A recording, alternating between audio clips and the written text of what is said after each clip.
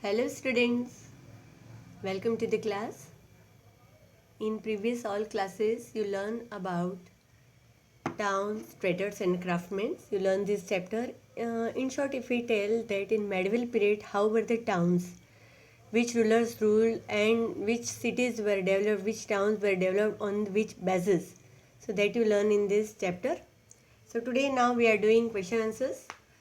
First I have given some textual, all the textual question answers, and then after that textual question answers I have given some extra question answers for your reference. So just go through it, all these question answers, and obviously in your classwork you have to write these textual question answers. So let us start this question answers. Form 7 History Chapter 6 question answers. Very first question in your textbook text exercise is given that fill in the blanks. The Rajrajeshwara temple was built in, answer is early 11th century. Ajmer is associated with the Sufi saint Khwaja Muhyiddin Chishti. Hampi was the capital of Vijayanagar. The Dutch established a settlement at Masulipatnam in Andhra Pradesh. Question number 2 consists of some true or false. Number 1, A. We know the name of the architect of the Rajrajeshwara temple from an inscription. Is it true? Right, true. Merchants preferred to travel individually rather than in caravans. False, because in that chapter, that point we learned that they usually preferring to move in caravans and they were having guilds. Kabul was a major center for trade in elephant. False. Surat was an important trading port on the Bay of Bengal. False. It was important trading port of Bay of Khembat, Arabian Sagar. Question 3. How was water supplied to the city of Thanjavur? Answer. Water from well and tanks was supplied to the city of Thanjavur through canals. Who lived in black towns in clients such as Madras? Who lived in the black towns in cities such as Madras? Merchants, artisans such as weavers, means black people, Indian artisans, native traders and craft persons lived in black towns. Why do you think towns grew around temples?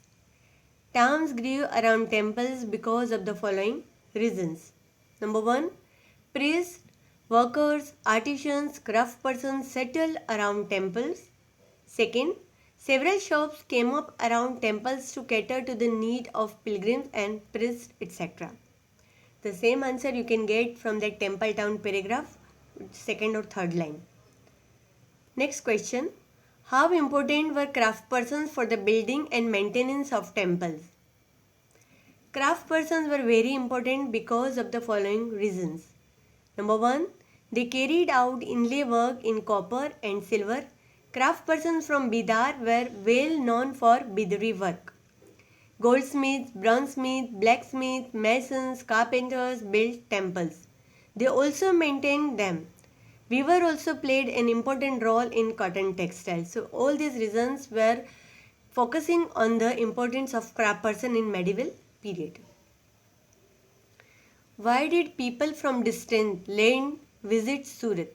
People from distant land visited Surat because of the following reasons. Number 1. Surat was the gateway for trade with West Asia via the Gulf of Hormuz. Surat has also been called the gate to Mecca because many pilgrim ships set sail from here. There was a big market for cotton textiles. One could find several retail and wholesale shops selling cotton textiles. The textiles of Surat were famous for their gold-lace borders, like zari, and had a market in West Asia, Africa and Europe. There were ample rest houses for the visitors. Magnificent buildings and innumerable pleasure parks attracted people of far off places. So these all were reasons attracted people from the distant land to visit Surat.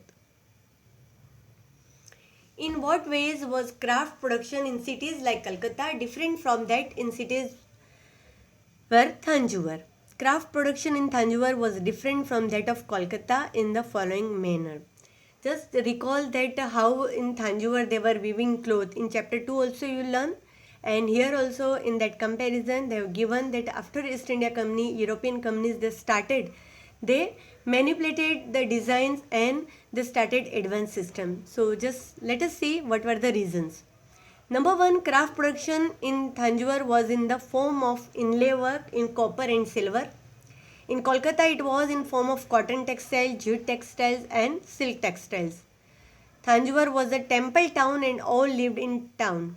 Kolkata was a trading town and craft person lived in Black Town area. So these were the main differences between the craft productions in Thanjavur and Kolkata.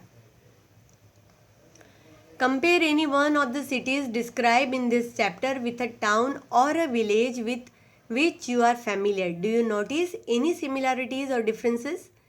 So obviously one city they have taken here of Surat and another Delhi. Right, so let us see example. You can take any one city like Surat, Hampi, Machilipatnam and compare with any of the city which you are familiar. Like you can say, write about your own city, or you can write about Ahmedabad, Rajkot, any whatever city you visited and you want to write, you can write. Just for example, here comparison between Surat and Delhi. Emporium during the Mughal period due to the production of various goods. It was also an emporium during the Mughal period. Delhi was also in previous chapter you learn that Delhi was a main center of trading and all other military expedition and other activities. Gateway to West Asia due to the trade center. Basically administrative town. And Surat was also cosmopolitan city and Delhi was also considered as a cosmopolitan city, and at present also it is a cosmopolitan city. Factories and warehouses are there known for the cotton textile. In Delhi also you can find so many factories and warehouses known for business, trade and commercial purposes. So these are the differences. Some differences are also there and some similarities are also there. So students, these all were your textual question answers given in your lesson back exercise. Just you have to write all these question answers in your classwork. But now for reference and for more practice, I have given some extra question answers, very short answers and some long answers are also there. So have a look on this and read it, so you will get more clarity of the chapter. So let us do it. What do Temple Town represent? Temple Town represent a very important pattern of urbanization. Why did the rulers endow temples with grants of land and money? They did so in order to carry out elaborate rituals, feed pilgrims, priests, and celebrate festivals. How did pilgrims contribute to the temples? They are also making donations to the temples. What is bronze? Bronze is an alloy that contains copper and tin. What is bell metal? Bell metal contains a greater proportion of tin than other kind of bronze. This produces a bell-like sound. How did temple authorities use their wealth? They use their wealth to finance trade and banking, like loan, giving banking activities. At present, you can see bank activities that were done by temple authorities. What did the Indian traders bring from Africa? They bought gold and ivory from Africa. Name a few Indian spices which became an important part of European cooking.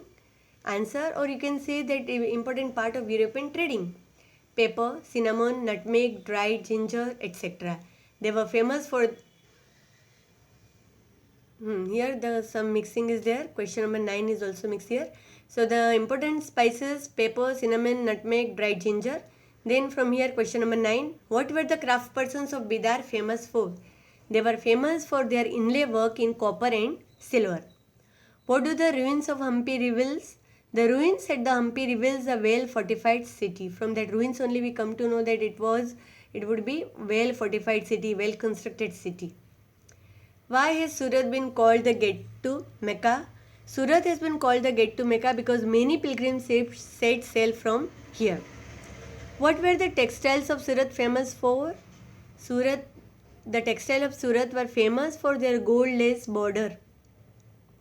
What was special with Surat hundis? The Surat hundis were honored in the far-off market of Cairo in Egypt, Basra in Iraq, and Antwerp in Belgium. Why did the Dutch and English East India Companies attempt to control Masilepatnam? Because Masilepatnam became the most important port on the Andhra coast. How did the European companies gain control of the sea trade? They gained control of the sea trade by using their naval power. What was the system of advances? Under the system of advances, the weavers had to weave cloth which was already promised to European agents. Name the residence meant for the white rulers in Madras. The residency name you have to write here, Fort St. George. Name the residence meant for the white rulers in Calcutta, Fort St. William.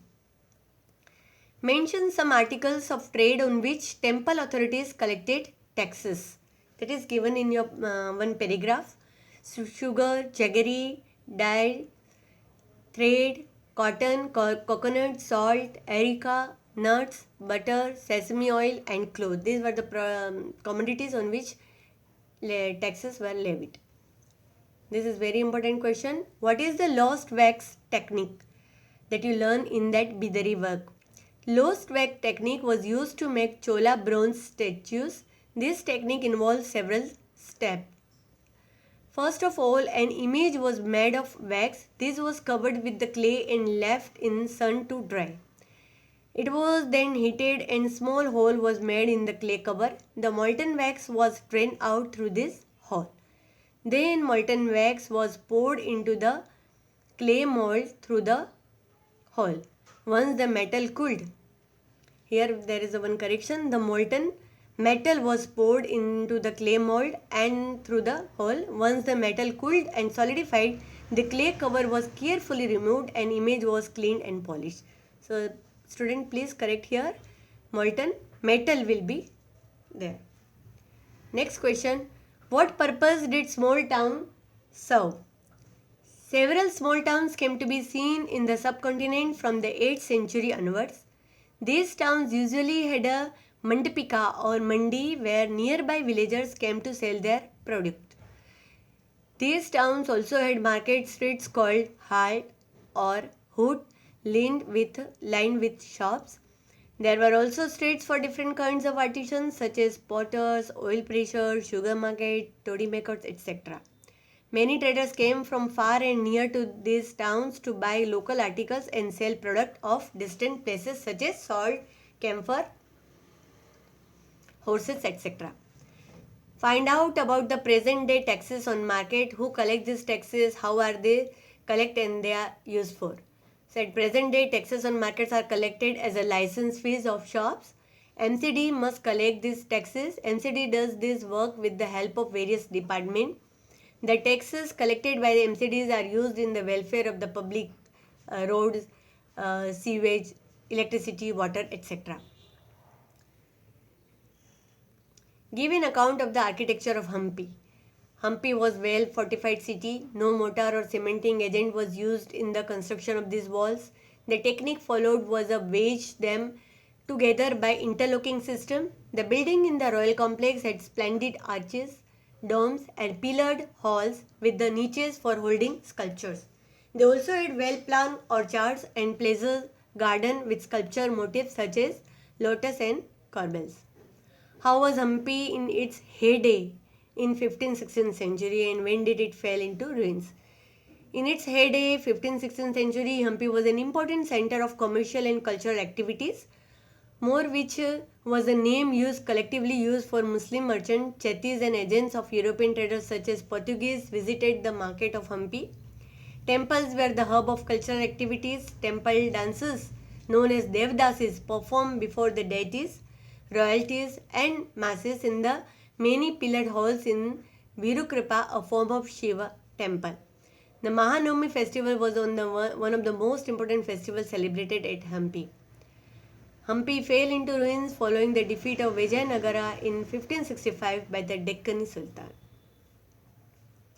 What were the reasons for the decline of Surat? Here also one correction, it is Surat. Surat, which was an important trade center during the Mughal period, began to decline towards the end of 17th century. This was because of the following factors. Because of the decline of Mughal Empire, Surat faced a huge loss of market and productivity. The control of the sea routes went into the hands of Portuguese. Surat could not compete with the Bombay where English India Company shifted its headquarters in 1668. What made the city of Machilipatnam populous and prosperous? The city of Machilipatnam was a center of intense activity during 17th century. Both the Dutch and English wanted to control this city as it became the most important part of the Andhra coast. Qutub Shah rulers of the Golconda imposed royal monopolies on the sale of textiles, spices, other items to prevent the trade from passing completely into the hands of European companies. This led to fierce competition amongst the various trading groups such as the Golconda nobles, Persian merchants, Telugu, Komati Chettis and European traders. As a result, the city became populous and prosperous. Last question here, you can see, how did the system of advances snatch the freedom of the weavers?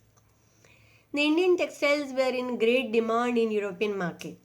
As a result, the English began to make attempt to control the Indian craftspersons by appointing Indian traders as their agents. They introduced the system of advances under which the weavers had to weave the cloth which was already promised to European agent. Means they cannot sell their product to the other person. Weavers no longer had the liberty of selling their clothes or weaving their patterns. Instead, they had to reproduce the designs applied to them by company agents. This system snatched the freedom of the Indian weavers. They began to be guided by someone else. Here the last question is long answer type. Describe the trade activities of the big and small traders belonging to the medieval period. So that you can find from that small and big traders given after the temple town and pilgrimage town. So you can write about the different varieties, different traders, different new traders and trade develop in this era that you can write. So students, these were the question answers of this chapter. Hope you make it clear, and I also hoping that I make you clear about all the points of this chapter. Still, if you are having any doubt, we will discuss in live class. Okay students, have a fantastic day. Keep learning student. Goodbye.